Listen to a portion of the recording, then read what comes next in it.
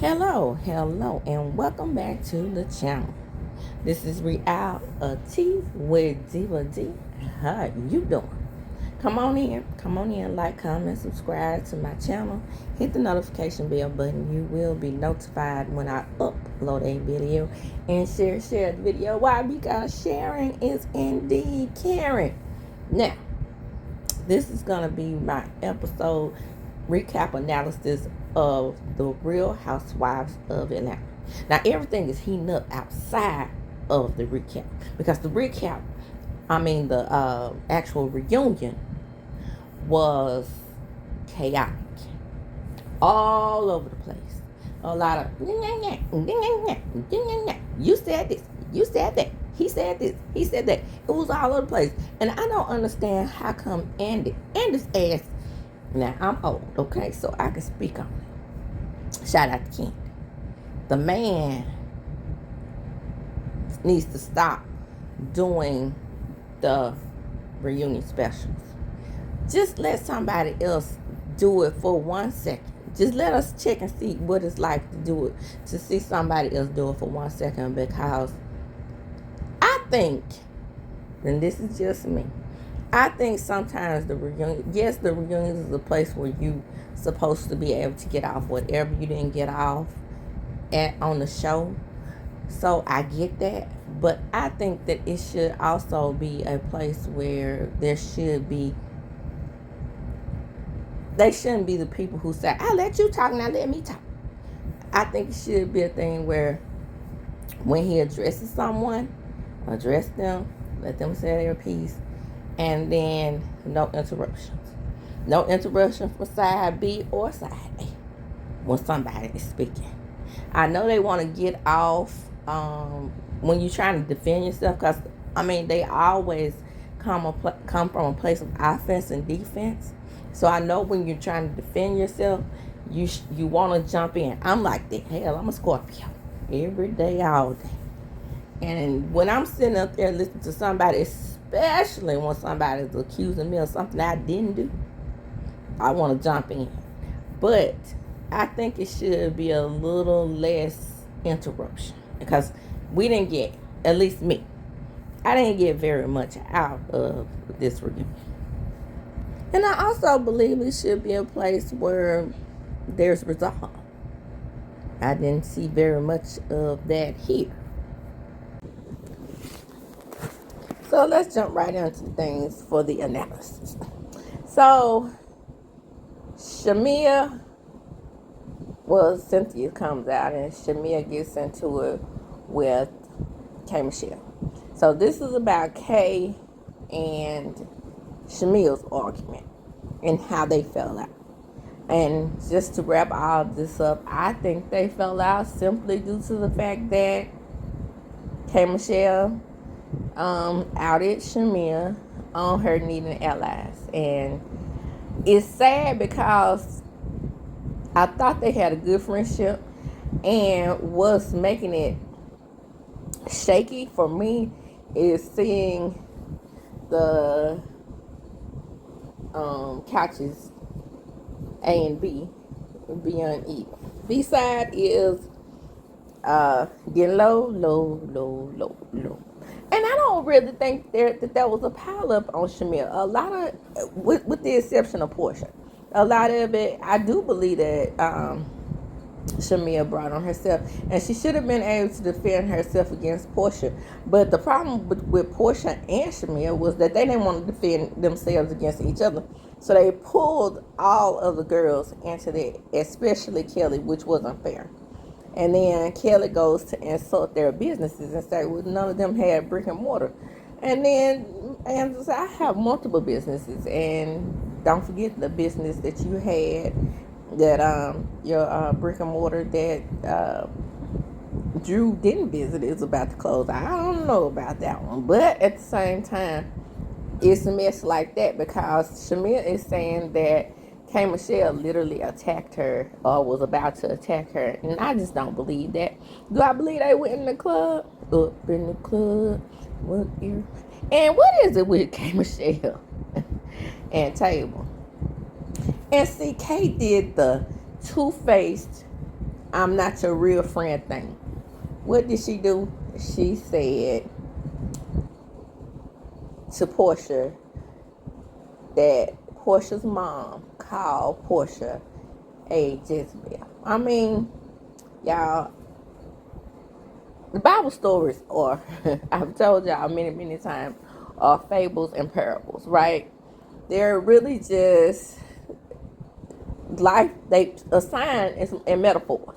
So what they do is assign lifelike qualities or human-like qualities to these characters.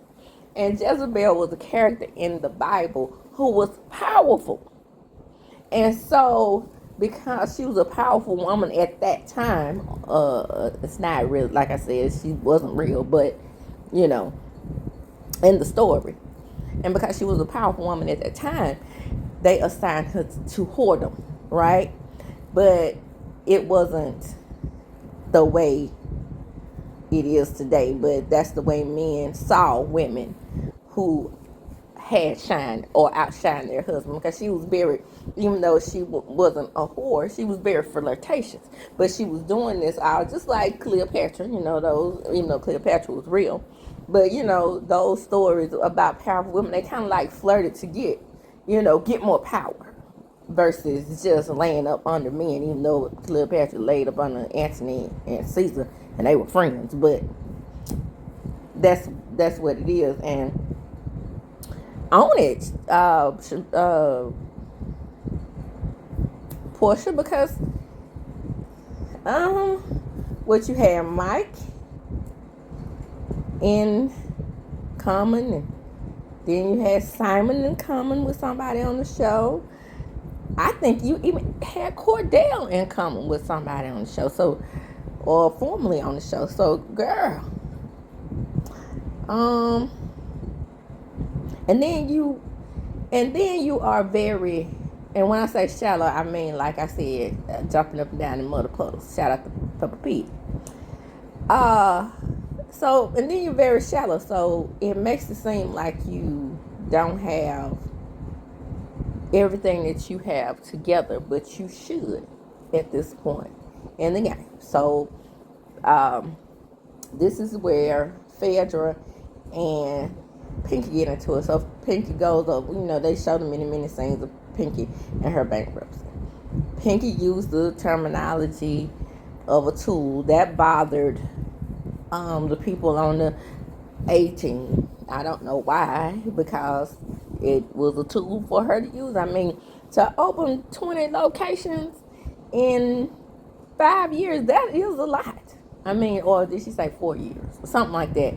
That's a lot. I mean, who can honestly say that they did that? And I'm so very proud of Pinky. And I do like Pinky. I don't like Phaedra. That's who I don't like. I don't like Lioness Phaedra. She's sitting up there waiting for apologies, and and the same thing she never gave. She never gave Candy an apology. I mean, the thing she said about Candy could have sent her to jail. Well, going to the higher ups on Pinky could have sent Pinky to jail too, because she told that Pinky had a blankie. I mean, why even do this over going back and forth over the bankruptcy? And then, why, Pinky, you a producer on a show, you just mentioned that. And then she says, she tells about that winter case thing. She stole that from Cynthia. Speaking of Cynthia, we find out that she did that song, but I mean, that's not important. I mean, it's a little bop, but not important. But they going back and forth, and it's just stuff that is not Phaedra's business, because everyone knows that when you invest, you gonna either get a gain or you gonna get a damn loss. It ain't nothing in between. Not that I know of, not that I've ever heard of. That's just like gambling. Shout out to Mama Joyce. Shout out to my own proclivity of going to the casino every once in a while. You know what I'm saying? So it's a gain or a loss. So you put your money into a business, you're either going to get something out of it or you're not. And for so long, she was successful. I just don't understand. From my perspective, I can't understand why she just didn't take the money from her rich ass husband. That's not explained, but they go over everything that went on with all the girls. And Pinky had is pregnant, Portia's gay. Shamir went out to the club. So all those things they caused Cynthia up with. Moving right along. Girl, you made more than $20,000 or $30,000 a year. $20,000 or $30,000 a year. You probably meant million or hundreds of thousands.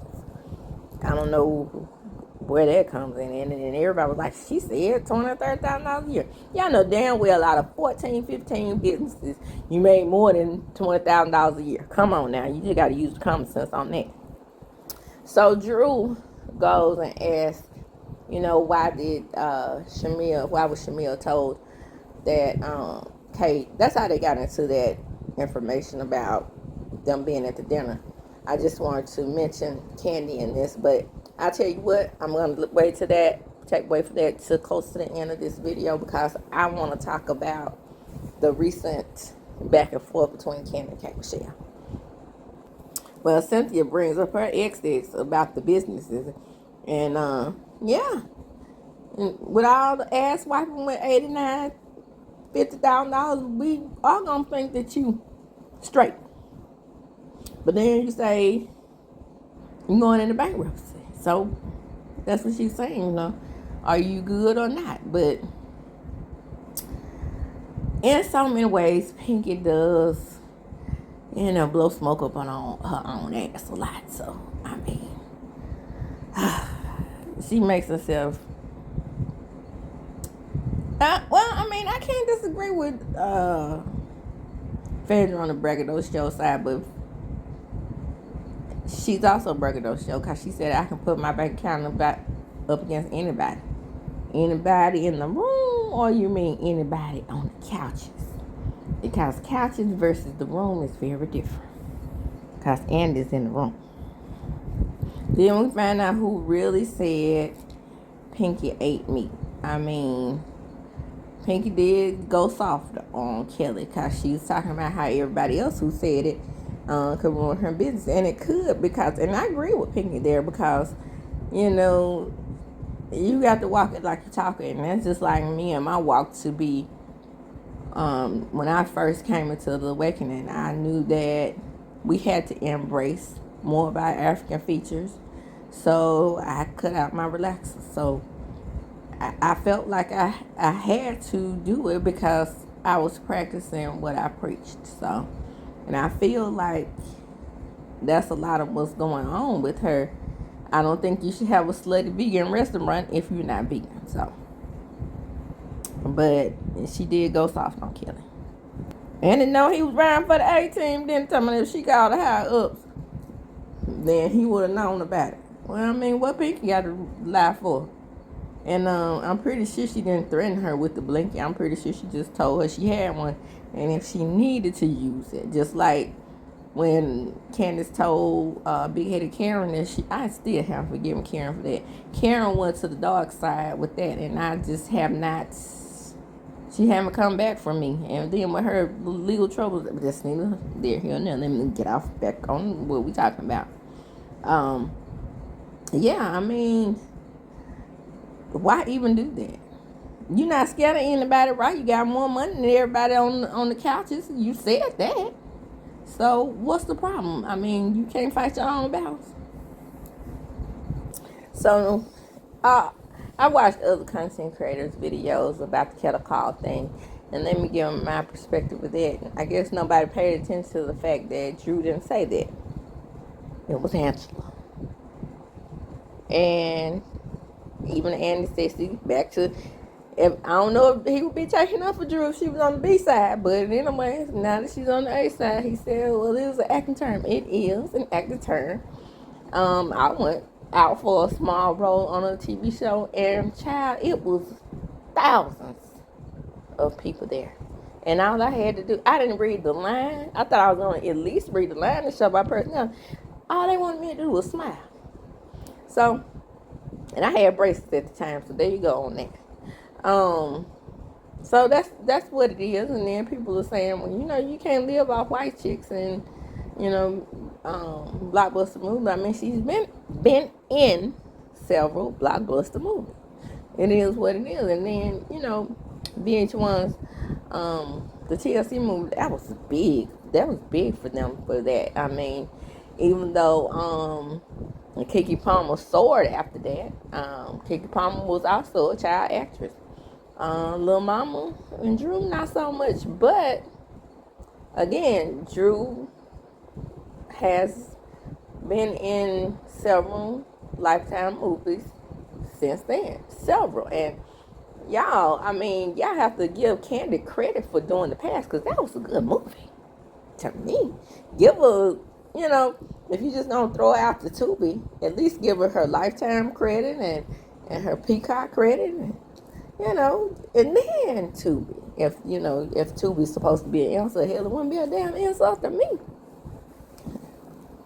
I love to play a role on Tubi. Sign me up, Drew. Sign me. I do a cattle call with you on there. Oh, that was Kelly who said Tubi movie. Kelly, stop. What have you done? We don't know you outside of this show. And you know what? The thing about Kelly is I like her spunk. But, she's a bit of a hypocrite. Because I don't think I could say anything about a Tubi movie actress if I wasn't doing shit and my chicken and waffle house was closed. And I lied about getting things done in my body. And I'm not like all the people that does content. I hope it's more people out there like me. Because my favorite is gone. I'm Team Twirl. But I like people from both sides of the couch. Side A and side B. I don't like Portia and Phaedra. So there you go. But I do like Cynthia. I do like Angela. I like Drew. Most people don't like Drew. I don't understand why. But I like Drew. And on side B, I like, who do I like over there?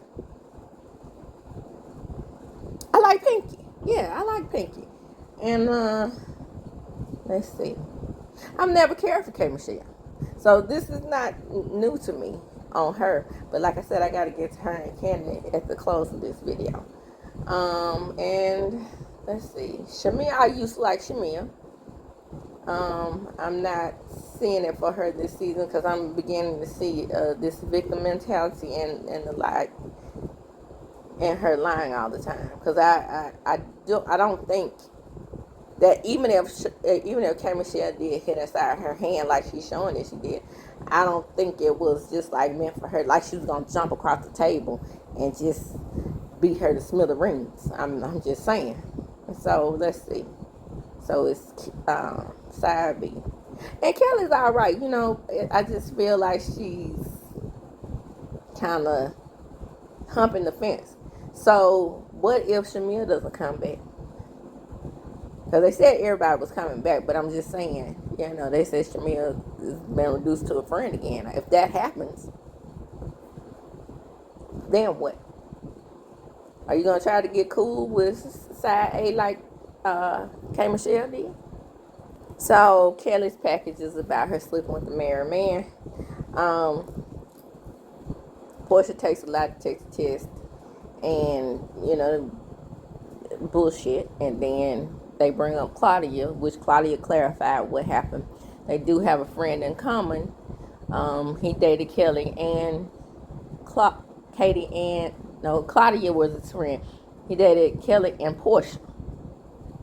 And what gave Claudia the sour taste in her mouth about Portia is that she saw the next richer man than this guy was, and she decided that she wanted him instead. Sound about like Portia. Like I said, she's a muddy puddle, so shallow. She's shallow. So, are we shocked by this? We should not be. Claudia, you should not be either. I mean, while Portia out there calling people fans, unless you was an originator, I'm pretty sure you watched the show at some point. So Kelly was a fan, Claudia was a fan and watched the show, and I'm pretty sure she's seen Portia be as about as deep as a muddy puddle. Shout out to Peppa Pig. So they bring up George and Angela and that whole incident, and Angela asked Shamir, was she messing with George horizontal? Like, who cares, y'all? Angela lied on that, and I'm pretty sure old green bitter George did want to sleep with her. Now, throughout this whole season, this season in particular, now when Brent ain't at first saying that she was out there sleeping with a different man on her husband, I was like, I don't know. But Shamil, you moving kind of sketch, girl. Now that I remember now how close you and Muddy Puddles was, girl, I ain't sure. You might have, you know, you might have got you a little nookie on the side. Now, I'm not setting that in stone, but the company you kept, then plus you hang with Candy just a little bit, and Candy, you know, she like the threesomes. But you pretend like you and Jared don't get down like that, but I don't know. And Angela said she had a very reliable source. But don't sit up there and act like you didn't never say anything about Angela's marriage, because you used your discernment, right? And her husband was out there in the streets. Well, again, like Angela said, how would you know if you weren't there? Good point, Angela. Nobody want to give Angela her credit because she was a Badisky in this whole thing, but Angela had some good comebacks. She might not have one for Kelly when she said, and I didn't have to lay on my back to get one. Why was your mouth gaping open? Because you know that girl laid on her back to get that man. She laid on the back to get one of the men because, hey, that first youngin' ain't even that Balacio dad. I mean, dog. Whatever his little chunky name is, with his overly sized suit at their wedding. I was married for 11 years, and I have to lay on my back to get girl bye. So, you know, Angela and Shamil continue to go back and forth. And, you know, there goes Shamil with her semantics. She said Portia tried to fuck her. She said that she would fuck her. So that was different, Shamil. Stop with all that plastic gel in your hair. Your hair look plastic on this, especially on the Peacock. I don't know what it looked like on the Bravo because they didn't have that high definition. But that hair just looked like it sat up on your head like one of them dolls. You know, the dolls that those China dolls that you just sit the wig on top of the head and then you slick up the hair real good. That's what her hair looks like. I don't like it. But she says why she's still cool with Portia, even though she talks shit about her in the confessional. That's what they're supposed to do. She says she's still cool with her because Portia apologized. Just like Portia apologized to Candy, which is why Candy is cool with Portia instead of a frack. So Phaedra gets in this somehow, and it's brought up that Phaedra knows the preacher that allegedly Kelly's sleeping with, the married one, at that. Phaedra says, I got a code of ethics I got to follow. I'm not going to bring up, because I'm a dutiful attorney, a member of the bar. And Kelly's like, and I'm your client too. And you never brought up anything in regards to me having an affair. And Kelly lets her know, you know, got caught up with the same person who got you fired from the show the first time. Oh, snap. And see, that's what I mean by smart child. So as the episode is closing and they are wrapping up, the married man comes back up, and everybody saying name him. Shamil said name too. You shut up before I tell who you was with on BET weekend. Woo! It goes down on the BET weekend, child. I wonder what happened. But we're going to find out in reunion part 3. But let me talk about Candy real quick. And the whole incident with K. Michelle. Candy clapped back and said, how can you call me a mean girl when you're also a mean girl? Candy, you know I love you. Damn, girl.